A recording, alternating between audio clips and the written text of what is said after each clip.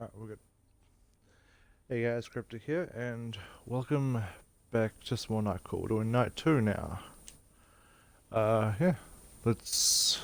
I don't know where to go. I don't know what these are. I kinda wanna go see what this is. Yeah, if you guys remember from the last one, we... Oh. As you drive by a kebab restaurant, you're overcome by a small wafting smell, and it's gone. You've been studying the outside of the church for a few minutes now. It's fairly recent, square and sharp edges, grey and ugly. This is where the congregation of one of your subjects, Gilda Berger, gathered. You get out of your taxi and climb a few steps to the front door. Despite her lateness, it's slightly ajar. You go inside. The nave stretches out before you. There are a few people sitting in the pews. Lots of women by themselves. By the look of their clothes and their age, you're pretty certain they're cleaning women. In just a few minutes, they'll leave to take the bus or metro to clean offices all over Paris. Your eye is drawn to a very primitive and colourful wall painting on your left. In front of you stands the altar, and behind it, a man who appears to be the priest. Let's walk along the wall. You come across a row of pews. As you get closer, you quickly notice a symbol painted above the people in the painting. A stylized fish. Just like the one you saw in the photo of the first crime scene. Oh. May I help you? You turn around. The priest is right in front of you. He must be about 40, lean and athletic. A slightly deviant expression on his face. Hello? Yes. Are you looking for something? What's the symbol? He cocks his head to the side. The fish? It's an ictus. One of the earliest Christian symbols. It was a discreet way of recognizing one another. What's the link between the fish and... He cuts you off briskly. It's an acrostic. He lets a little time go by, just to make sure you have no chance of knowing what it is. A sort of acronym, if you will, like WWF or USA. More silence, even more condescending than before. In Greek, ancient Greek, it means Jesus Christ, Son of God, Saviour. It's a secret code. He takes a step back. But I doubt you came here to learn about early Christian history. What are you really here for? Am I not allowed to be here? Our doors are always open to believers. I simply ask that you don't disturb the peacefulness of daybreak. You resist the temptation to punch his brains out. We have a very tight-knit community, and our bonds are very strong. He holds one hand out to indicate the exit. Like the drop of an axe, he says, I wouldn't want to keep you. You don't make a scene, don't draw any attention to yourself. You make a U-turn and walk towards the exit. On your right, the wall painting depicts a crowd of believers looking at various scenes. Reminds you of the movies. The drawing style is simple and almost childlike. The colours are gaudy, whatever, like it was painted by a 9-year-old. You look down. As you leave the church, so you don't lose your temper, you concentrate on the floor tiles. They're checkered, black and white. You slam the door shut behind you. Back in your cab, back to breathing normally. You smile as you think about something your boss said. This taxi is your fishbowl. He's right about that. Key in the ignition, motor running, heat on, radio on. You drive far away from the church. That church sounds a little suspicious. Listen, ooh. I kinda wanna pick this person up. There's no picture. This could be interesting. Yeah, that priest seems a little suspicious. I don't trust him. At all. What's this? No newspaper. Wait, newspapers? Xavier, is it Javier? Xavier. Tusive. I need to, get out of here. I have a feeling you just robbed someone, but okay. You walk next to the sidewalk, a few meters from an abandoned warehouse. No sign of your passenger. You wait a minute, staring at your meter. You really don't feel like wasting your time on people who... You hear the window break on the second floor of the warehouse. A body falls heavily onto the sidewalk. You lay your hand on the door handle when a man dressed entirely in black jumps out the window and lands on the body. He stands up, takes a few steps over to your cab. Are you the cab I ordered? You nod, and you nod your head very, very slowly. Super. I'm the one you're waiting for. Be right there. He turns around, places his fingers on the neck of the inanimate body, takes his pulse. He comes back over, opens the door and jumps into the back seat. You can start driving. Newly? God, game, please. You follow orders without a second thought. In back, your passenger smells like sweat and gunpowder. He's been running. Been in a fight, maybe. Probably. His muscles bulge in rhythm with his heart, which is racing. Good evening? Pretty good, yeah. He smiles, or tries to. You can see blood on his otherwise impeccably white teeth. I screwed up a little bit. But all in all, it was a good evening. You? Yes? Okay, alright, come on. Let's talk about the elephant in the room. You're on to me, and you know it. I'm the masked Joker. Silence. You squint to get a close look at your passenger. The masked Joker? The hero that makes Parisian nights more peaceful? No? You slowly shake your head. Nope, doesn't ring a bell. I'm all over Twitter, so probably on the radio, and in the newspapers, I think. And what exactly do you do? I protect people. I'm a guardian. Like a superhero? No, I don't have any superpowers. But it's the same idea. Yes, I mean, for the moment, I mostly take care of small-time crooks, pickpockets.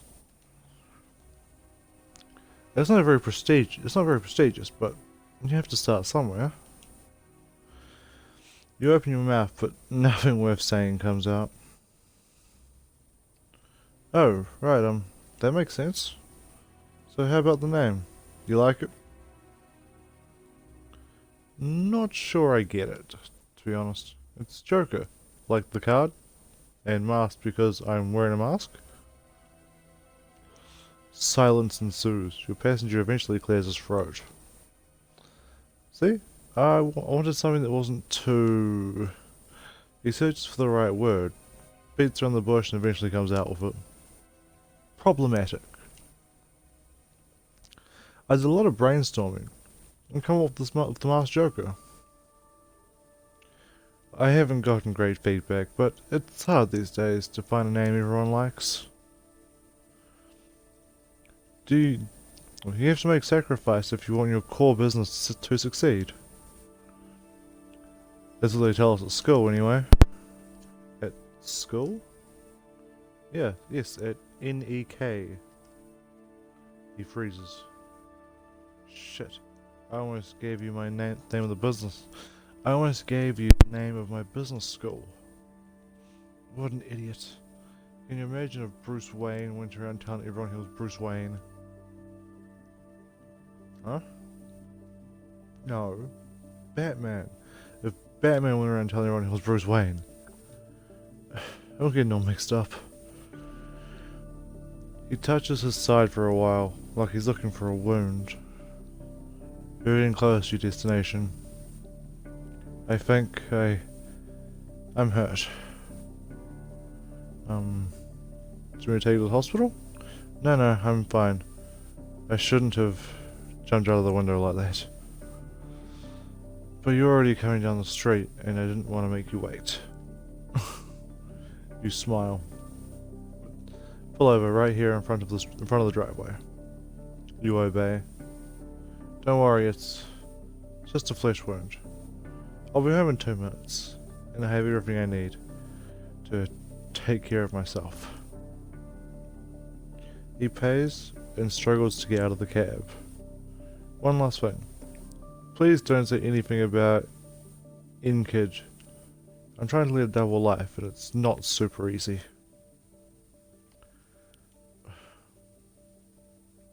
Of course. Perfect. I hope so. He doubles over in a coughing spell. See you again? Sometime. Take good care of yourself. I'll be much better soon. No worries. He looks at you for a minute. You're really a classy guy. He walks away, limping. You watch him as he tries several times to enter his building code before heading inside finally. As you go to start the engine, you notice a few drops of blood on your fingers from the bills the passenger handed you. About £11. Euro, pound. Is it euro or pound? Well, I've already been to the church. What's this one's? Oh, this one's glowing too. Ooh. We'll go down here. Let's go see the shady looking dude. You like the street. It looks like a postcard you've always found. Looks like a postcard and you've always found it charming. Alright. Need a drive to Izzy. Alright, why not? The passenger getting into your cab barely says hello.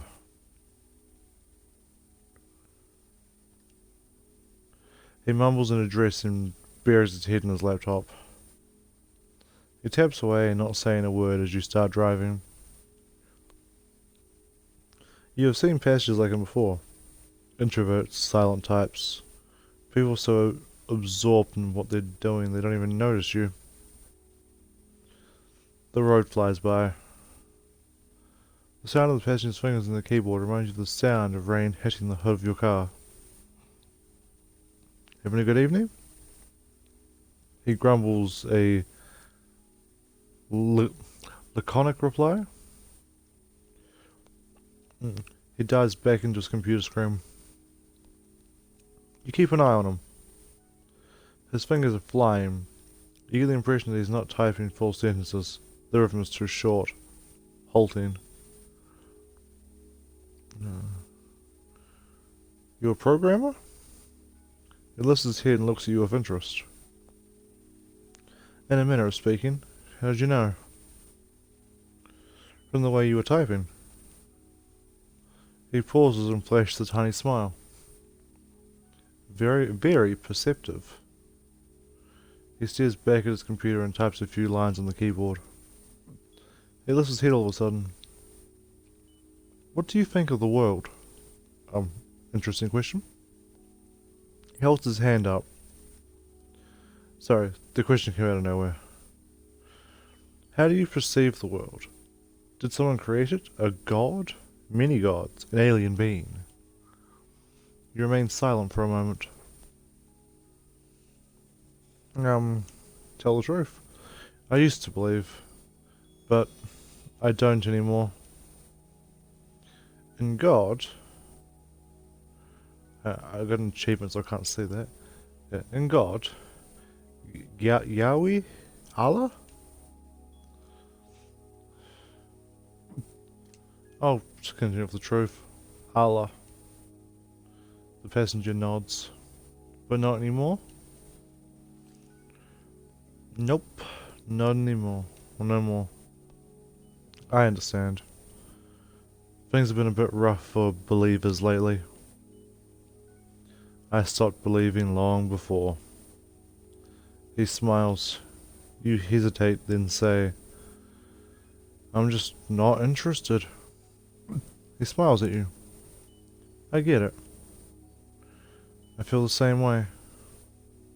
Personally, I believe that all of this, he indicates the world around him, is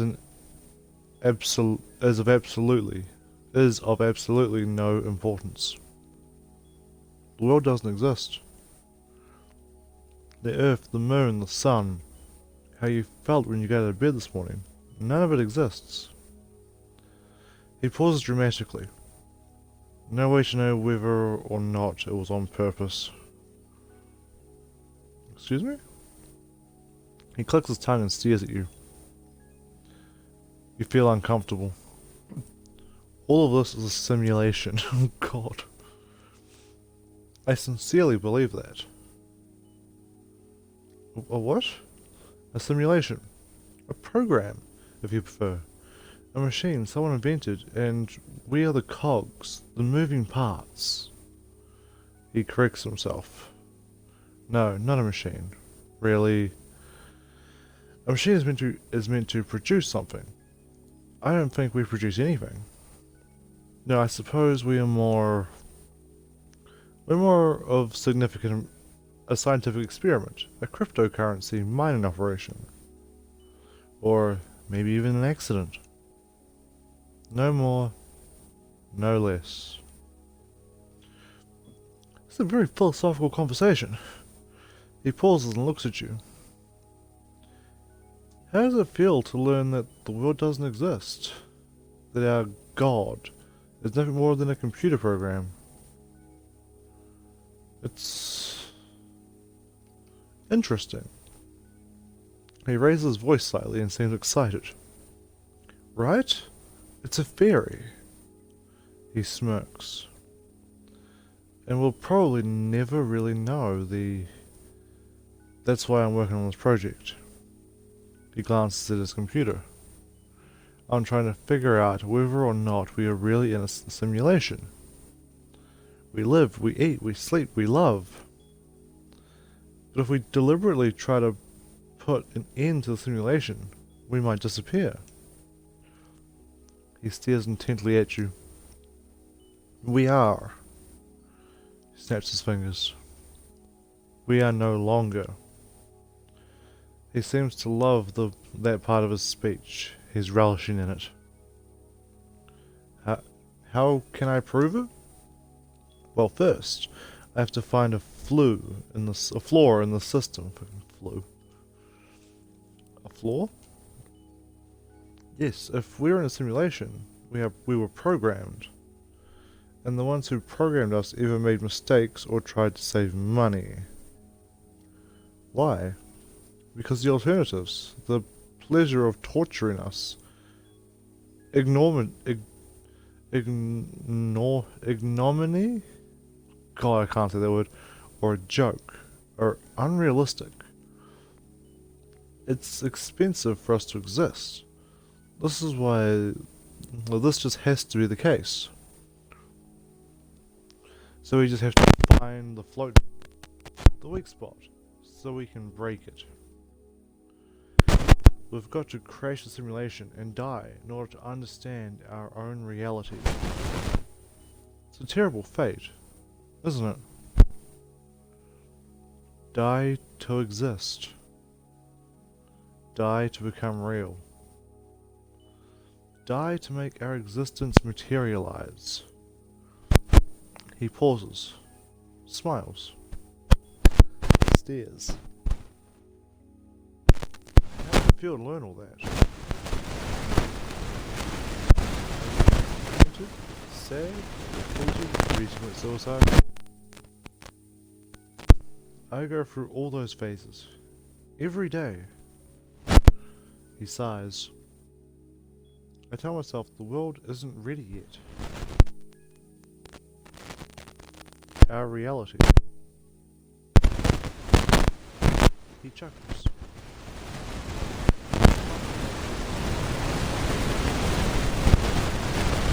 Into your eyes.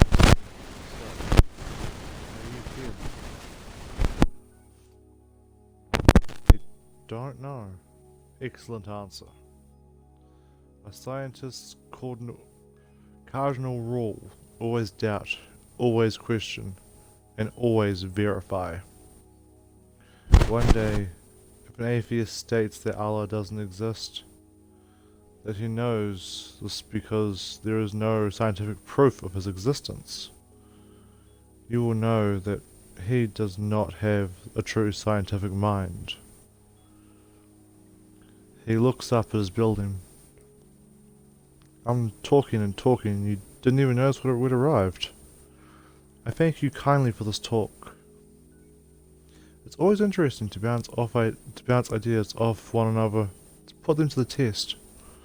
After all, we're waiting to wage war with the person or entity that made us. He pays his fare and gets out. He disappears quickly into his building, his laptop under one arm.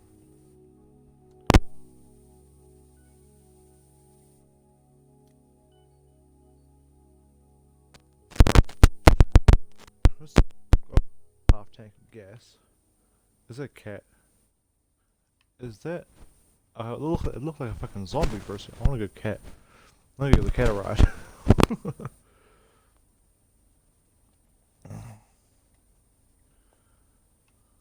Alright.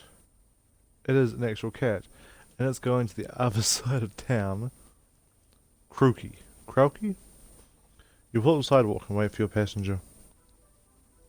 Since it looks like a no-show, you get out of the cab. After a minute or two, you smoke a cigarette. There's not much going on in this small town in the suburbs. There are a few apartments that still have lights on. A sweet scent hangs in the air. Eventually, you stow your cigarette and get back into your car. You jump, startled. A cat has managed to slip into the cab. There's someone in the back seat staring at you intently. You sit there for a moment, considering whether or not to shoo it away. But just as you're about to wave your hand, the cat shifts positions, and a slip of paper falls from its collar. Alright. You pick up a piece of paper and unfold it. A fragment of a map of Paris. The Saint Lari's train station. Or Lazare, whatever. You turn your eyes slowly to the cat. It seems to be expecting an answer. Are you going somewhere? The cat tilts its head to the side, as if to say yes.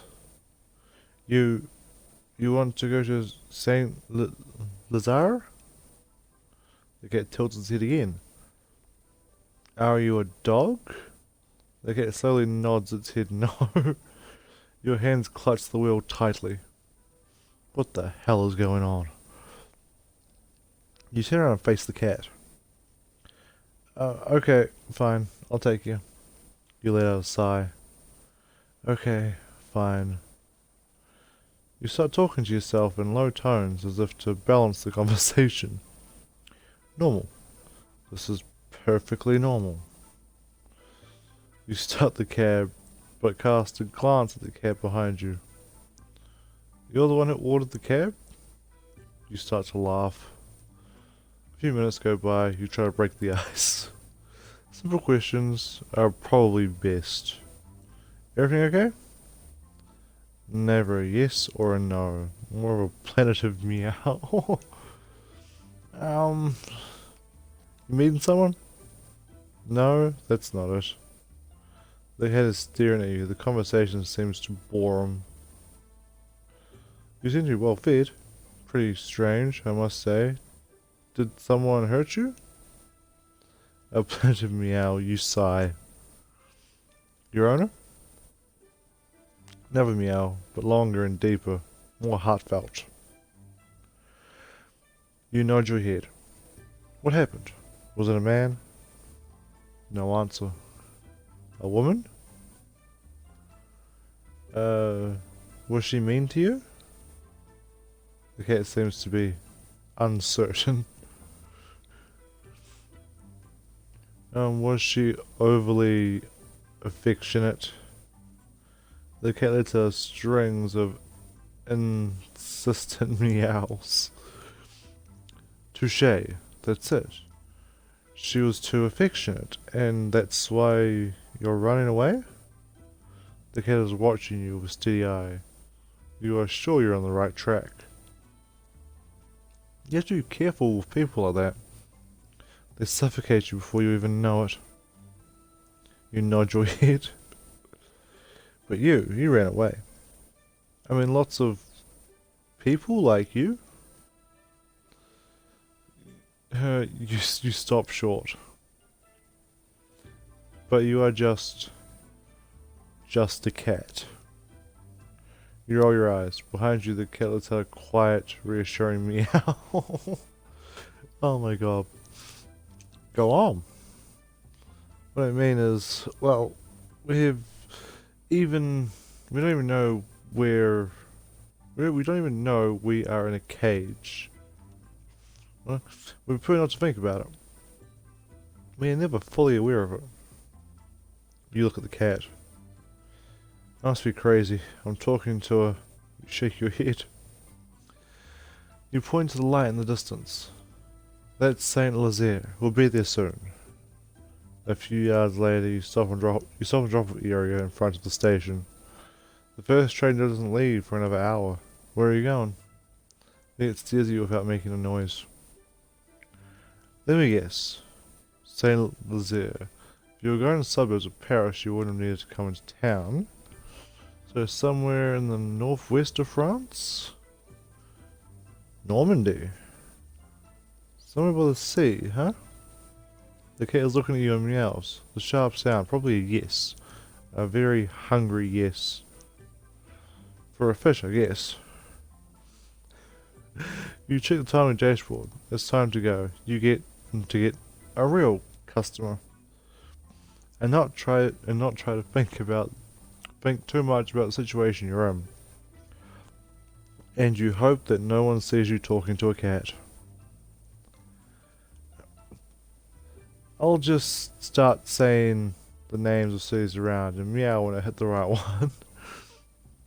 You start to list cities of Normandy. The cat doesn't move a muscle. I'm not saying that one. The cat looks up.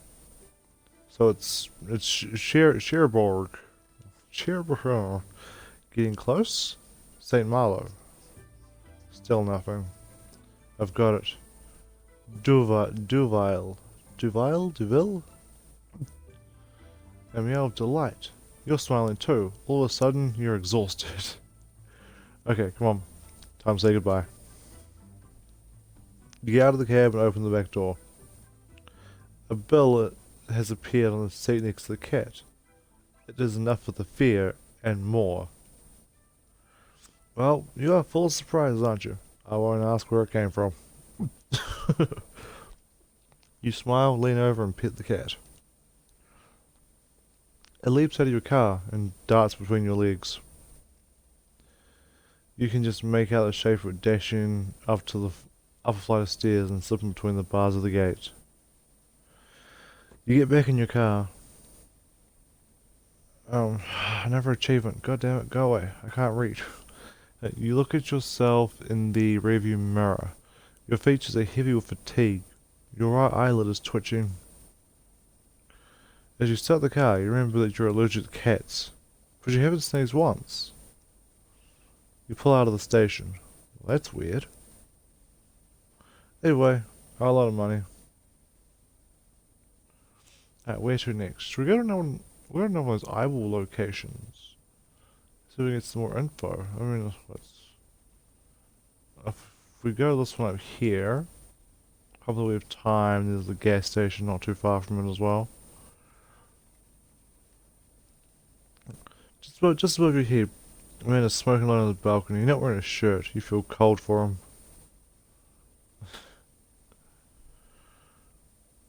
Right.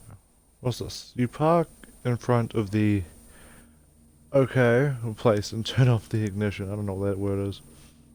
You've known him for years, actually, since your first day behind the wheel. He was a skinny teenager you picked up late on Sunday night to take back to his boarding school in the distant suburbs. It was well paid, but depressing. It whatever has since become a friend, and he's got intel on one of your suspects, Jonas Pearson. You knock on the apartment door, and he comes to open it. He's now a muscle-bound giant who towers over you. Come on in. Don't look at the mess. He talks quickly, and his voice is a touch colder than usual. Something's not right. You walk into his pristine apartment. Oh, wait. There's a gym towel laying on the designer coffee table. Nice place. He collapses onto the couch. His attitude makes you want to stay standing. You're in deep shit. Huh? That guy you asked me to tail? I know him. Everyone knows him. Jonas? He's famous. He's like your equivalent of... He waves a hand at you. There are no famous taxi drivers. Fine, well, he's famous. Like, really famous. What's so special about him? He wrote books about simulation theory. You know what that is? Shake your head. You have to imagine our reality is a simulation, that the universe isn't run by God, but by a computer. Computer-ran software, we believe, is reality. That's ridiculous. Not necessarily, or at least we don't know. So it's ridiculous. Jonas is convinced it's true, though. And the intel I was looking for? As it happens, there is a connection. Your friend clears his throat. You glance around and realize this young man must earn more in a day than you do in a week. If not more. The simulation theory has recently led to the formation of several groups. Extreme believers, you might say. Groups that want to test the theory. Or who want to prove it's true. But how? By crashing the system. Like the dude I picked up earlier.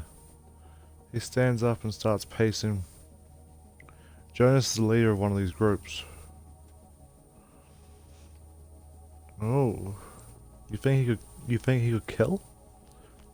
There's not an ounce of doubt in his voice when he says, kill? Yes. No doubt. If it would prove his theory. He leans over you. Every one of his arm muscles is flexed. I don't really know what you need this information for, but watch your back. Jonas is no altar boy. He's nobody's fool. Not your average nerd. He could be dangerous. A few minutes later, you're back behind the wheel of your car. You feel uneasy. All that is over your head. Simulation. Internet. You barely know how to use your phone. Come on. You shake your head and start the cab. You've still got plenty of fish to fry. I don't actually know how many days are in this. Oh, a lot of people to pick up around here. Alright, I need to get some more gas. And then maybe hit to the other question mark thing, because they didn't waste a whole lot of time. You pull over and stop at the gas station. Not a soul in sight. The fluorescent lights irritate your eyes, and the smell of pee is wafting from the space in between the pumps. Sorry if you guys heard that. My daughter's asleep next to me, and she just coughed slightly. she's still asleep. It's self-service here. You pay directly at the pump. The mini-mart over there, it must sell newspapers. The person behind the counter must see and hear things. I'd both ask a couple questions. The place is as shady as ever. You're careful getting out of the cab.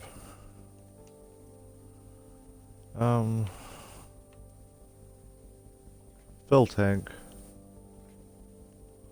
Oh, I gotta hold it, okay. Cool.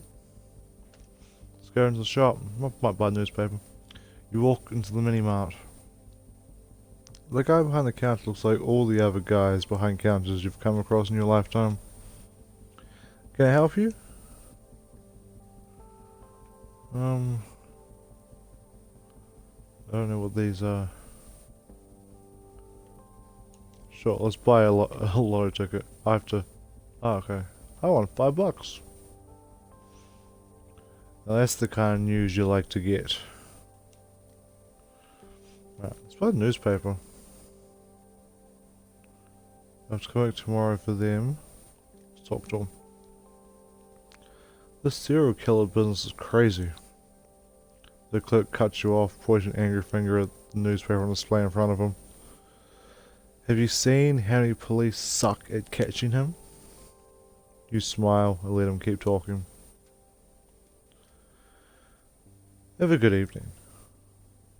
The cold welcomes you outside and quickly makes you forget the clerk's unpleasant tone. Alright, let's leave the gas station. Get into your taxi and drive away.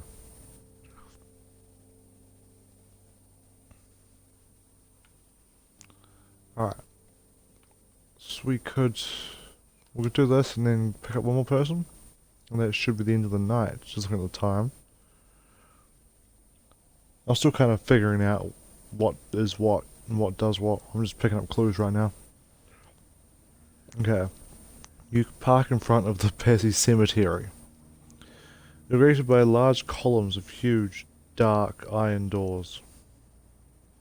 The door opens and you see an old buddy, your old buddy, Marco. Marco, the one who stole your wife. You flash your headlights at him. He waves you over. You get out of your cab and join him. Buddy, I can't believe you found my number. Honestly, how crazy. He fakes enthusiasm and serenity, but his shaking hands betray him. Have you been to the cemetery? Have you been to the cemetery before? It's stunning. No, Marco. Wait, come on. He turns on his flashlight and you start to wander among the tombstones. The cemetery is clean, with the straight lines of graves. It's very cold. I'm not gonna lie to you, it freaks me out a little that you want to know stuff about the cult. Especially since last time. I don't know if you remember last time, but I lost my job, man. I lost everything. He freezes and grabs your arm. Man, I swear, I don't want to lose what I've got here. I'm the cemetery watchman. I've got a gorgeous gal. So answer my questions. I looked like you asked me to. They're over there. He brings you a few minutes further over the strange tombstone, where there's an evergreen growing where the patch of grass would normally be. Something is carved into the bark. You lean over. The flashlight illuminates the name of Zeta Valepo, the third victim. This is where her ashes were buried, along with the other members of the Mooney Tunes cult. The cult? Or the cult? He glances around like he heard a suspicious noise. I see them every once in a while. They come to plant flowers and collect old bouquets. They plant flowers. They do it all throughout Paris, actually. I think it's actually pretty cool, even though it's illegal. He comes closer and looks you straight in the eye. I don't really get what you've got against them. Should I be straight? I'll be straight up with them. They're connected to the murderers. To the murders. To the murders? To the angel of death? You nod. Flashlight wavers and shines all around you for 5 seconds while Marco pouts. Holy fucking shit. No. Can't be that. This is another loser plan that's gonna get me fired. I can see it coming. Let's lose my voice a little bit. I'm good. He shines his flashlight towards the cemetery entrance. Come on, let's get out of here before the neighbors call the cops. When I do my rounds, half the time, they think it's the kids coming to spray paint the tombs. You follow Marco through the stones. In the glow of his flashlight, you catch a glimpse of portraits with unassuming faces that ignore you. Once you get to the entrance, Marco turns his light off. Please, oh please, seriously, don't tell anyone I let you in here. Let you in. My bosses find out, I'll be out on my ass. Please. You shrug. I guess if he's helping me, I'll help. No problem. Wife stealer sighs. You walk away without another word and get into your taxi. Once inside, in the warmth, you take a second to think about the new information you received before driving away. Right. So many potential suspects. I have no idea. Alright, she's close, so we'll go. Can I can read the newspaper. You pull the newspaper out of your glove compartment. You start leafing through it. Eventually something grabs your eye. It's a movie review. The pitch and the actors, who sound vaguely familiar, make you want to go see it. You can't quite remember the last time you went to see a movie. If you're going to sit in the dark for 2 hours, you might as well be driving your cab. You turn the page and stop. You read about a third of the newspaper. See what else is in here. You stop reading and go back a few pages. You thought you saw something.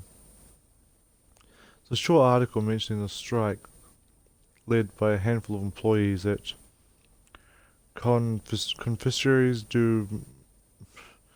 I cannot read that. I am sorry. A luxury candy brand.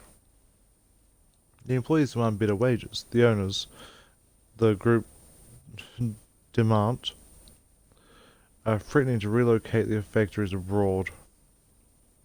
You only have a third left to read. I'll finish it. As soon as you get to the page, you stop. Your instinct tells you to look at.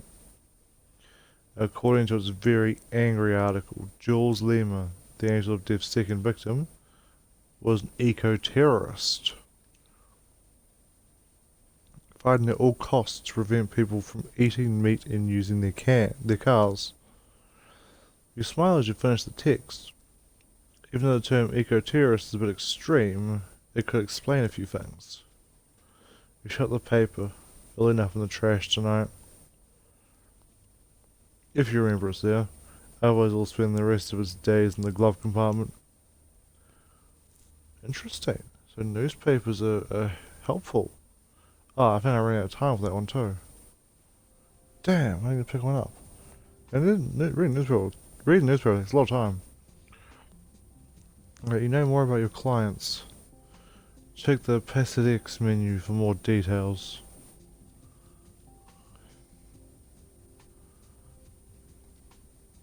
Oh. That a bit of a loss. Oh, so it pops up saying what I did. And like how well I did, I'm guessing. Alright. We know all about the cat. We spent a good long time talking to the cat. At the foot of your front door, just behind the drain pipe, you notice an envelope. It's thick and heavy. You can just make out your name written in thick black marker on the front. Your real name. You take a deep breath and go inside. In the envelope you find more information, just as Basit promised. You lay them on the table. You take a few minutes to update your board with your new clothes. A bus goes by, making the walls shake. You sigh and get to work. Alright, what's this? Let's just hold it, add to the investigation. Alright. Okay, now we're getting somewhere.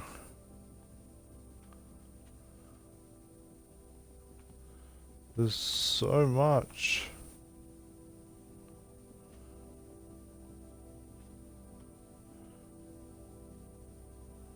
I think this...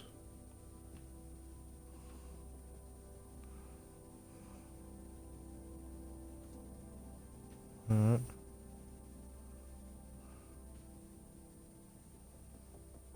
Okay. There's a lot pointing towards...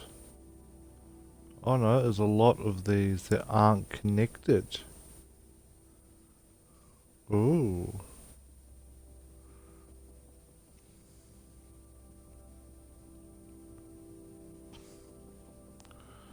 I completely forgot that Jonas was one of the suspects.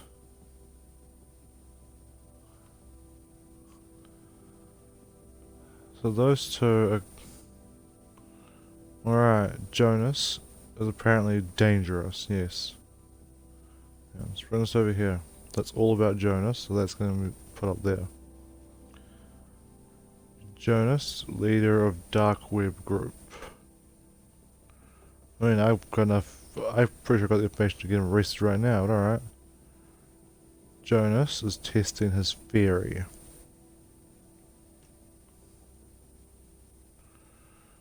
Oh, alright. Part of the cult. The third victim was part of the cult. Message on crime scene 1, only one God.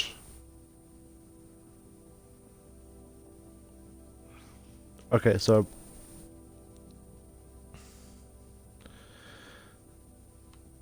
the message at the crime scene was talking about God. Like there's only one God. Right? So my guess right now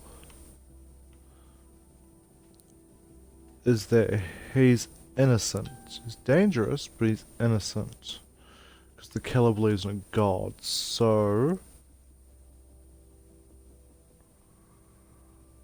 the first one was originally Christian. That was at the second crime scene. First crime scene, there's only one God. The second victim was also... The third victim was part of the Moon cult.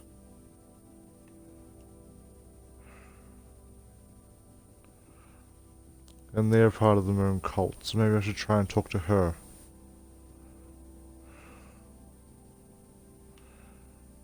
Alright. Well, we're getting there, guys. We're starting to figure this out. Okay, my money that says that these two here are both... Or actually, maybe not her. I don't really trust her, but I think he's innocent. Well, innocent in the murder. He's not the serial killer, but he's definitely not innocent. Alright, well, let's end the night. With a heavy hand, you wipe your tired face. You slowly open the sofa bed and lay down. The nights of the day run through your head. The events of the day. Oh my god. The streets, the passengers, their faces, their problems. Your brain is running at full speed. Your body aches and you're in pain. You can tell you need to get more sleep. You glance at your investigation board. Your investigation is taking shape, little by little. Who'd have thought? Only beset will give you a little more time. You shake your head and your mind wanders for a second. What if the world is really just a simulation? What if your world is just a game? Somebody else... Oh my god, such a good fourth wall break. Someone else's leisure activity. Will that radically change what you do? You'd rather not think about that, guy. But the choices you make, your fate. A second later, you're asleep. For fuck's sake. That was a nice fourth wall break there. Just someone else's leisure activity. You open one eye. Your back arches. You like to close your eyes and go back to sleep. You get up quickly. Does it say arches? For sure it said aches. Oh. And a few moments later, you're outside of your studio. Night 3. Alright guys, we're getting there. We're getting there. We have a few more of those eyeball things to go to, so we might hit them. But that will be in the next video. Like I said, I want to do this one night per video. So we're getting there. We are getting there. Hopefully we can get it right and find the actual killer. But yeah, if you guys enjoyed the video, make sure to leave a like. Feel free to leave a comment down below. Let me know your thoughts, or if you have any of suspects, which one of those 5 you think it is. And yeah, if you want to see more videos in the future, make sure you hit subscribe. Other than that, guys, I'll catch everyone later.